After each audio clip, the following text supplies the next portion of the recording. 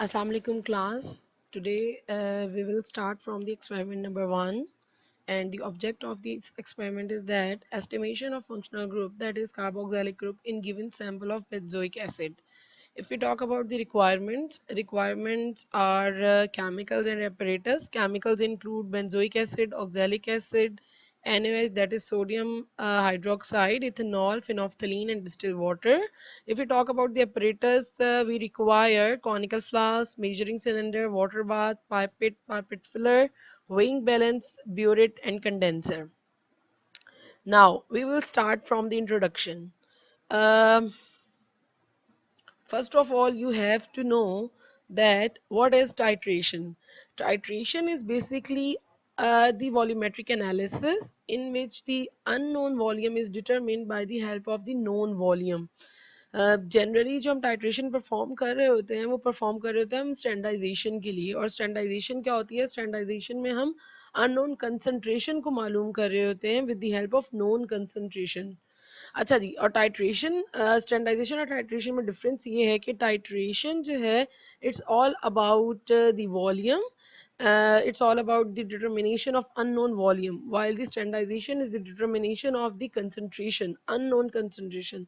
Acha ji, if we talk about the molarity, what is molarity? Molarity is basically defined as the number of moles of a solute per liter of a solution. The formula of the molarity is that moles of solute per liter of solution, और इसको हम indicate करते हैं capital M से। और ये हमारे पास concentration show करने का एक तरीका है। और उसके बाद हमारे पास एक और जो मेथड है जिसके थ्रू हम कंसंट्रेशन को शो कर सकते हैं वो molality. Molality is defined as the number of moles of solute per kilogram of solvent, और मोलैलिटी को हम शो करते हैं स्मॉल m से, और its formula is moles of solute per kilogram of solvent. Then we have normality. If we talk about the normality is the gram equivalent weight of a substance per liter of a solution is known as normality। और normality को आप show करते हैं capital M N से, और इसका जो formula है वह ग्राम इक्विवेलेंट वेट पर लीटर ऑफ अ सोल्यूशन। और अगर हम ये देखें कि एक्चुअली हमारे पास जो रिलेशनशिप है वो मोलैरिटी और नॉर्मेलिटी के दरमियान में जो रिलेशनशिप है उसको आप कैसे डिनोट करते हैं? Normality is equal to number of moles multiply by molarity, where N is the number of integer. ये बेसिकली नंबर ऑफ इंटीजर्स को इंडिकेट कर रहा होता है। अच्छा जी, उसके बाद हमारे पास in case of acidic solution, जो सॉरी मैंने आपको बोला था कि n जो है वो नंबर ऑफ मोल्स है, n बेसिकली हमारे पास नंबर ऑफ इंटीजर्स है, ठीक है। अच्छा, अब जो नंबर ऑफ इंटीजर्स हैं वो नंबर ऑफ इंटीजर्स किसके हैं? वो एसिडिक और बेसिक सोल्यूशन के। अगर एसिडिक सोल्यूशन होगा तो n डिनोट करेगा number of hydrogen ion produce by the formula unit of an acid, और अगर बेस होगा तो n is the number of OH ion provided by the formula unit of a base. यानी कि अगर बेस है तो नंबर ऑफ OH आइंस से डील करेगा n, और अगर एसिडिक सोल्यूशन है तो n क्या होगा? Number of H positive ion. अच्छा जी, स्टैंडर्डाइजेशन, जैसा कि मैंने आपको पहले भी बताया कि स्टैंडर्डाइजेशन हमारे पास है determination of unknown concentration by the help of known concentrated solution. अच्छा, जो स्टैंडर्ड सोल्यूशन है वो हमारे पास दो तरह के होते हैं, एक है प्राइमरी स्टैंडर्ड सोल्यूशन और एक है सेकेंडरी स्टैंडर्ड सोल्यूशन। जो प्राइमरी स्टैंडर्ड सोल्यूशन है they are highly pure, their concentration doesn't change, their concentration don't change with the time। जो प्राइमरी स्टैंडर्ड सोल्यूशन है वो बेसिकली हमारे पास हाईली प्योर सोल्यूशंस होते हैं, हाईली प्योर सब्सटेंसेस होते हैं, और जो प्राइमरी स्टैंडर्ड सोल्यूशन है उनकी कंसंट्रेशन विद टाइम चेंज नहीं होगी अंडर प्रॉपर स्टोरेज कंडीशन। अगर आपने 0.1 नॉर्मल का प्राइमरी स्टैंडर्ड सोल्यूशन बनाया है तो वो प्राइमरी सोल्यूशन जो है वो 0.1 नॉर्मल का ही रहेगा, और इसके अलावा इनमें कोई भी वाटर ऑफ हाइड्रेशन नहीं होता, और they have high molecular weight. अच्छा जी, उसके बाद secondary, if you talk about the secondary standards are basically impure, और their concentration changes with time, और दे आर बेसिकली जो सेकेंडरी स्टैंडर्ड सोल्यूशन है उनको हम हमेशा फ्रेशली प्रिपेयर्ड करते हैं क्योंकि उनकी कंसंट्रेशन विद टाइम चेंज हो जाती है। और जब भी आप सेकेंडरी स्टैंडर्ड सोल्यूशन प्रिपेयर करेंगे आप हमेशा उसकी स्टैंडर्डाइजेशन करेंगे। क्यों? क्योंकि विद टाइम उसकी कंसंट्रेशन चेंज हो जाएगी। अगर आपने 1 घंटा पहले कोई सोल्यूशन बनाया सेकेंडरी स्टैंडर्ड का 0.1 नॉर्मल का, तो 1 घंटे बाद अगर आप देख रहे हैं तो उसकी कंसंट्रेशन चेंज हो जाएगी. तो that's why when ever you whenever you will use the secondary standard solution in your analysis, you have to standardize the solution before the procedure which you are going to perform. जो आप कोई भी procedure जिसमें आपको secondary standard solution की required है, आपको वो यूज करना है. आप क्या करेंगे, पहले प्राइमरी स्टैंडर्ड के थ्रू उसकी स्टैंडर्डाइजेशन करेंगे, देन अपनी एनालिसिस में आप सेकेंडरी स्टैंडर्ड सोल्यूशन यूज करेंगे. अगर हम बात करें प्राइमरी स्टैंडर्ड सोल्यूशन की एग्जांपल्स की, तो आपके पास प्राइमरी स्टैंडर्ड सोल्यूशंस में ऑक्सैलिक एसिड, बेंजोइक एसिड और पोटाशियम हाइड्रोजन थैलेट, और if we talk about sodium carbonate is also included in primary standard solution. If we talk about the secondary standard solution examples, they include hydrochloric acid, like sodium hydroxide और H2SO4 और HNO3, KOH, ये सब क्या है, ये आपके पास secondary standard है. जितने भी मिनरल एसिड्स एंड बेसिस हैं, they are secondary standard solution. Then we have basicity. What is basicity and what is acidity? Actually basicity और जो acidity की जरूरत पड़ती है वो हमारे पास जरूरत पड़ती है नॉर्मेलिटी में. नॉर्मेलिटी का क्योंकि फॉर्मूला ग्राम इक्विवेलेंट वेट पर लीटर ऑफ सोल्यूशन. जो ग्राम इक्विवेलेंट वेट है, अगर वो एसिड है तो उसमें आप क्या करेंगे, उसमें बेसिसिटी होगी. ग्राम इक्विवेलेंट वेट का फॉर्मूला होगा molecular weight divided by number of hydrogen और नंबर ऑफ हाइड्रोजन और हाइड्रोक्सिल आयन. अगर आप कोई बेस यूज कर रहे हैं तो वहां पे आप यूज करेंगे जो मॉलिक्यूलर वेट है उसको आप डिवाइड करेंगे किससे, अगर इन केस ऑफ बेस आप डिवाइड करेंगे एसिडिटी से, और अगर एसिड है तो आप उसको डिवाइड करेंगे बेसिसिटी से. अच्छा जी, बेसिसिटी होती क्या है? Number of ionisable hydrogen present in one molecule of an acid is called as basicity. अगर HCl है तो इसकी बेसिसिटी क्या होगी? 1, क्योंकि इसने H पॉजिटिव आयन कितने जनरेट किए हैं? 1. तो दैट्स वाई इसकी जो बेसिसिटी होगी वो होगी 1. If you talk about acidity, तो number of ionisable hydroxyl ions present in one molecule of base, वो क्या कहलाएंगे? वो कहलाएंगे एसिडिटी. अगर आप बात करें NaOH की, NaOH आपके पास बेस है तो इसकी एसिडिटी क्या होगी? 1, क्योंकि इसने कितने OH आयन प्रोड्यूस किए हैं? 1. अच्छा जी, if you talk about the theory. अच्छा जी, थ्योरी जो बेसिकली बेस कर रही होती है वो रिएक्शन मैकेनिज्म और रिएक्शन पे कर रही होती है. इंट्रोडक्शन बेसिकली आपके पास बैकग्राउंड होता है किसी भी प्रैक्टिकल का, और theory is something different. Theory is dealing with the reaction mechanism, और जो कोर मैकेनिज्म इन्वॉल्व है उस एनालिसिस में वो क्या कहलाएगा? वो उसकी थ्योरी कहलाएगा. अच्छा जी, रिएक्शन मैकेनिज्म, यहाँ पे रिएक्शन मैकेनिज्म क्या होगा? बेंजोइक एसिड रिएक्ट करेगा NaH के साथ और आपके पास बनेगा सोडियम बेंजोएट जो कि सॉल्ट है, जो कि सॉल्युबल है पानी में, और प्लस वाटर. तो ये क्या आपके पास है? न्यूट्रलाइजेशन का रिएक्शन. एज आप लोग पहले भी पढ़ चुके होंगे ये चीज, आपको पता होगा कि न्यूट्रलाइजेशन का रिएक्शन क्या होता है. Neutralisation reaction is basically the reaction between the acid and base to generate the salt and water. अच्छा जी, if you talk about the procedure now. अच्छा, प्रोसीजर आप 2 स्टेप में परफॉर्म करेंगे. सबसे पहला जो स्टेप होगा वो होगा स्टैंडर्डाइजेशन का, और सेकंड जो स्टेप होगा वो टाइट्रेशन का होगा. स्टैंडर्डाइजेशन का क्यों है? क्योंकि आप इसमें यूज करेंगे सोडियम हाइड्रोक्साइड को as a titrant. Titrant, what is titrant? Titrant is basically solution of known concentration is titrant. और टाइट्रेंट को हमेशा आप कहाँ कर रखते हैं? ब्यूरेट में. और टाइट्रेंट जो है वो आपके पास the solution of unknown concentration है, उसको आप कॉनिकल फ्लास्क में रखेंगे, और वो हमारे पास क्या होगा? सोल्यूशन ऑफ अननोन कंसंट्रेशन, और उसको एनालाइट भी कहते हैं. Analyte is solution which you are going to analyse. जिस सोल्यूशन को आप एनालाइज कर रहे हैं वो आपके पास क्या होगा?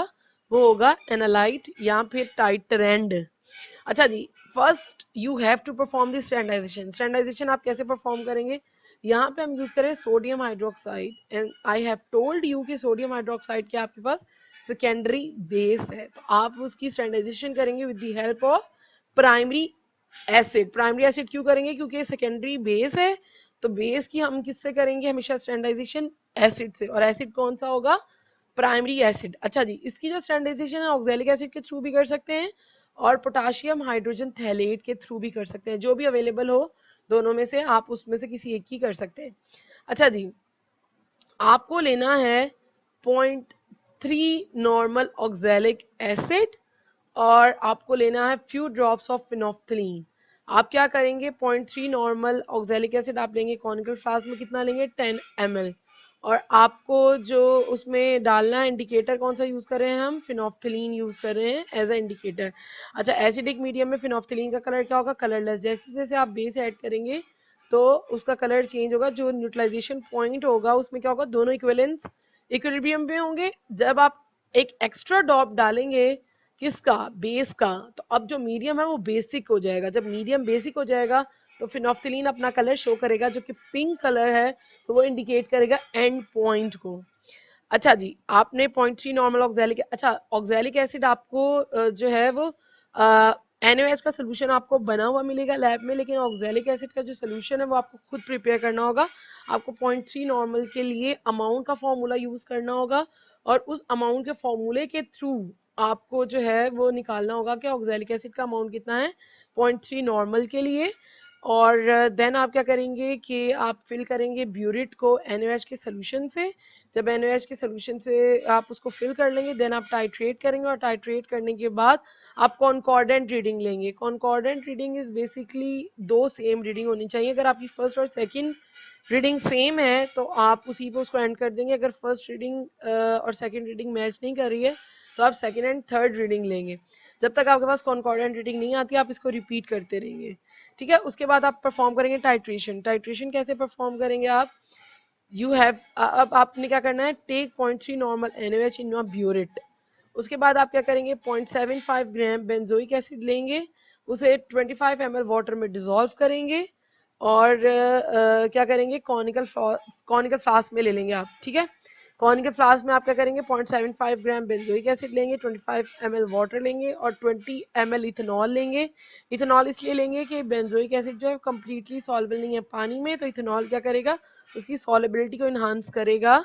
और उसके बाद आप ऐड करेंगे few drops of phenolphthalein, titrate करेंगे 0.3 नॉर्मल NaOH के साथ, और परफॉर्म करेंगे calculation for the estimation of carboxylic acid. Now calculation कैसे परफॉर्म करेंगे आप, सबसे पहले आप क्या करेंगे, अमाउंट का फॉर्मूला यूज करेंगे, किसके लिए, ऑक्सैलिक एसिड के लिए। तो अमाउंट का फॉर्मूला होता है हमारे पास normality into, normality is basically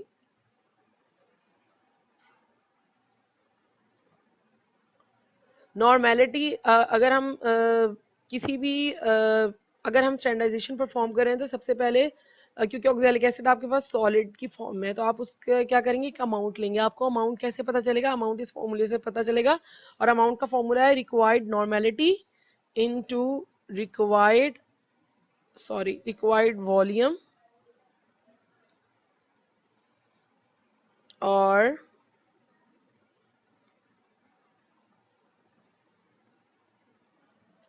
normality into required volume,